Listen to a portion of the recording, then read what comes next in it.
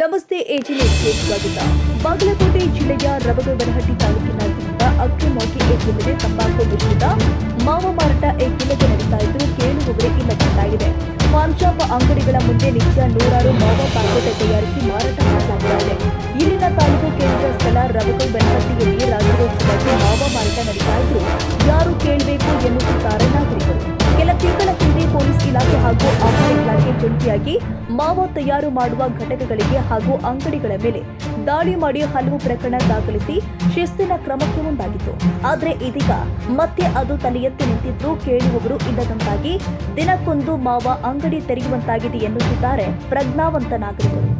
ಅನಧಿಕೃತವಾಗಿ ಸರ್ಕಾರದ ಮಾನ್ಯತೆ ಪಡೆಯದೆ ಅಕ್ರಮವಾಗಿ ಮಾವ ಪ್ಯಾಕೆಟ್ಗಳನ್ನ ಒಂದು ಲೇಬಲ್ ಅಡಿಯಲ್ಲಿ ರೇಖಾಪುರ, ಬಾಗಲಕೋಟೆ ಹಾಗೂ ಬೆಳಗಾವಿ ಜಿಲ್ಲೆಗಳ ವ್ಯಾಪ್ತಿಯಲ್ಲಿ ರಾಜ್ಯೋತ್ಸವ ರಫ್ತು ಮಾಡ್ತಾ ಇದ್ದು 34 ಮಾವ ಘಟಕಗಳು ರಬಗವನಹಟ್ಟಿಯಲ್ಲಿ ನೆಲೆ ಊರಿರುವುದು ಅಧಿಕಾರಿಗಳ ಗಮನಕ್ಕೆ ಜಾಗೃತತನ ಪ್ರದರ್ಶಿಸುತ್ತಾ ಇರುವುದು ಸಂಶಯಕ್ಕೆ ಎಡೆಮಾಡಿಸುತ್ತಿದೆ. ತಕ್ಷಣವೇ ಅಂತಹ ಅಕ್ರಮ ಅಡ್ಡೆಗಳ ಮೇಲೆ ಕ್ರಮ ಕೈಗೊಳ್ಳಬೇಕು ಎಂಬುದು ನಾಗರಿಕರ ಒತ್ತಾಯ. ಕನ್ನಡಿಗರ ಮೆಚ್ಚಿನ ನಿಮ್ಮ ಎಜೆ 24/7 ನ್ಯೂಸ್ ಕನ್ನಡ ವಾಹಿನಿ ಇದೀಗ ಟಿವಿಯಲ್ಲಿ ಲಭ್ಯ. ವೇಳೆ ನೋಟಿಸ್ ಕೊಟ್ಟಿದ್ರೆ ವಾಪಸ್ ತಗೋತೀವಿ. ಇವತ್ತು ವಕ್ಫ್ ಪ್ರಾಪರ್ಟಿ ಅಂತೇಳಿ ಬರ್ತದೆ ಅಂತ ಹೇಳಿದ್ರೆ ರೈತರ ಬೀದಿಗೆ ಬದಲು ಏನ್ ಮಾಡ್ಬೇಕಾಗತ್ತೆ? ಯಾರು ವೋಟ್ ಹಾಕಲಿಲ್ಲ ಅಂದ್ರೆ ಗ್ಯಾರಂಟಿನೆಲ್ಲ ಸ್ಟಾಪ್ ಮಾಡ್ಬಿಡ್ತೀವಿ.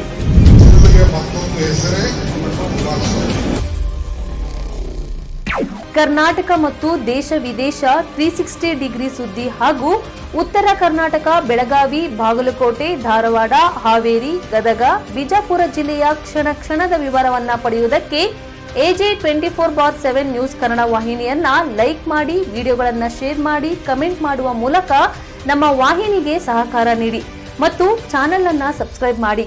ಧನ್ಯವಾದಗಳು.